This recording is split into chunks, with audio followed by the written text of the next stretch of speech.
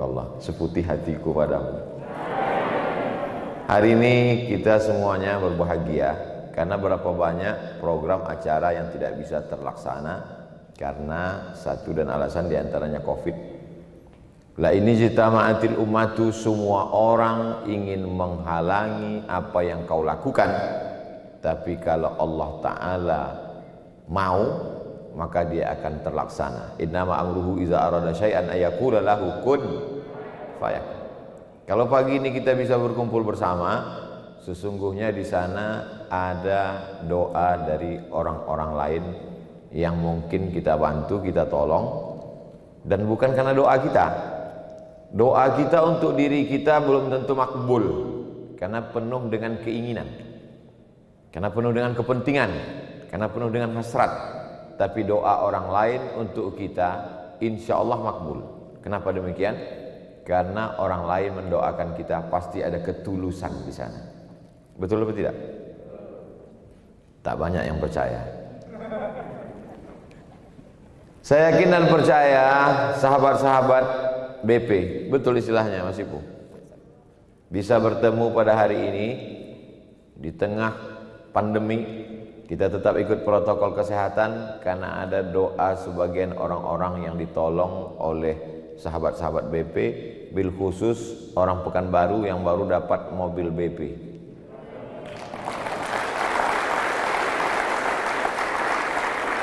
Saya diminta oleh ketua yayasan namanya Ustadz Al-Nobdinar LC, Ustadz besok kita mau bagi-bagi beras pakai mobil baru. Ya, saya datang. Begitu saya sampai, saya lihat foto saya sudah ada di sana. Manfaat mobil itu untuk bawa beras ke desa suku terasing, lalu kemudian untuk operasional tahfiz Quran, dan kemudian karena ada foto saya di situ, yang tidak bisa foto live bisa di mobil itu. Dan ternyata jurus itu dipakai Mas Ipo di sini. Di depan ada gambar saya, replika, dan saya udah foto di sana. Saya bilang sama Mas Ipo, tolong buat itu agak banyak sedikit. Jadi nanti di masjid-masjid kami tinggalkan juga. Tapi saya tidak ada niatan untuk meninggalkan itu di rumah pengganti saya. Hari ini ada orang yang paling sangat beruntung, yaitu orang Mas Ipunya beruntung atau ibunya beruntung, dua-dua beruntung. Ibu beliau. Ibu adalah orang yang luar biasa. Kita menjadi ada di dunia ini karena dia. Maka yang punya ibu beruntung sekali. Yang tidak punya ibu, maka dia bersedekah, maka pahala sedekahnya sampai. Hari ini hari Jumat, hari yang barokah. Keluarga saya juga hadir. Istri saya, kakak ipar saya, Ustadz Ardi, sahabat saya, keluarga saya. Semua keluarga besar BP adalah keluarga yang bersama dalam ta'awun, tolong menolong dalam kebaikan. Kalau berkeluarga karena kepentingan selesai, keluarga kita pun habis. Tapi kalau kita berkeluarga karena tolong menolong, maka sampai ke surga pun kita akan tetap bersama. Berkeluarga di dunia, berkeluarga juga kita di surga insya Allah. Dan ternyata masuk surga itu tidak sendiri-sendiri, berkelompok. Wasiqal ladzina taqaw rabbahum ilal jannati zumara. Zumara artinya bergrup-grup, kelompok-kelompok. Dan insya Allah yang dipanggil nanti salah satunya grup BP masuk juga. Yang nggak bilang amin dipanggil juga. Saya tidak ada angin, tidak ada hujan, tiba-tiba kenal dengan Mas Ipo sudah lama. Tempat saya ceramah namanya Masjid Akramun Nas Unri, Universitas Riau. Di depan Unri itu ada rumah salah satu tokoh masyarakat Riau, umurnya 80 sekian tahun. Dia beli satu buku, dan buku itu dia bagi-bagikan ke kawan-kawan saya, ke ustadz, ke dosen. Karena saya tidak datang ketika itu, buku itu dikirim ke saya. Sampulnya gambar Mas Ipo. Apa judulnya itu Mas Ipo? 7 keajaiban zikir. Kata dia, Ustaz Somad, iya Pak Haji, ini orang Pekanbaru. Langsung saya cari Ipu Santosa google.com, tempat tanggal lahir Pekanbaru, lahir 77, sama sama saya.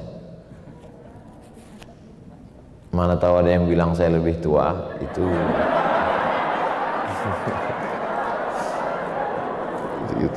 ini orang Pekanbaru nih kata dia. Ini sudah internasional dari Jakarta. Iyalah, hebat nih Pak Haji, bangga kita. Lalu kemudian saya pun beberapa tahun ke Pekanbaru, kajian sahabat-sahabat musyawarah. Pas saya sedang ngisi tausiah, saya lihat ada yang disampul buku itu. Ini yang dikasih. Cuman saya bilang, Bapak yang disampul buku? Enggak, tentu saya jaga image kan. Nah, saya pura-pura nggak tahu aja. Nah, habis itu datang beliau, kami pun akrab segala macam. Habis itu satu hari beliau bawalah botol-botol kecil. Kasih. Apa namanya ini Mas Ipo? Ini namanya British Propolis BP. Banyak dikasih. Saya bawa pulang. Setiap ada tamu saya kasih. Tak pernah saya minum.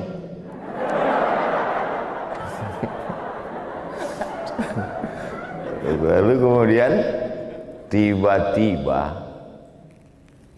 tiba-tiba maaf, beribu maaf, buang air kecil saya keruh, warnanya hampir macam warna teh tarik. Saya dipesan sama jamaah-jamaah kita, Ustadz apapun yang terjadi jangan ke dokter, kecuali Ustadz kenal betul, keluarga dekat, amanah, jamaah dekat. Iyalah saya bilang. Jadi saya berdoa aja. Ada satu botol tinggal.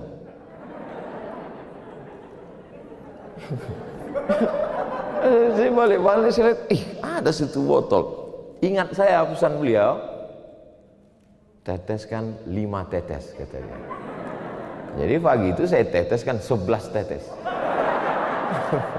Kalau sudah tetes saya minum. Pas saya minum pahit rupanya. Saya minum, waktu itu nyeri pinggang sebelah kanan sama sebelah kiri, mau putus pinggang saya ini.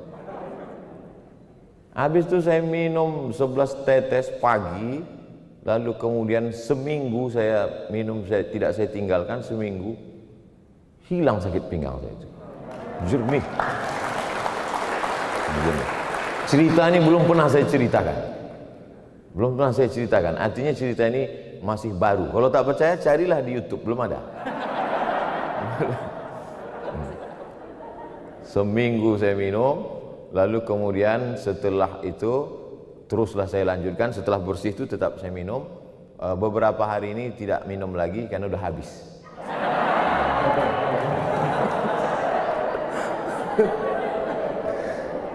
Bukan saya tak ada duit, bingung saya di mana mencarinya di Pekanbaru. Tapi insya Allah tabarakallah. Jadi saya sebetulnya datang ini mau minta maaf Mas Ipu bahwa yang banyak itu tak saya minum. Udah sakit baru saya minum. Jadi saya sarankan kepada kita jangan menunggu sakit. Nah, minumlah. Nah, jadi video ini boleh dipotong.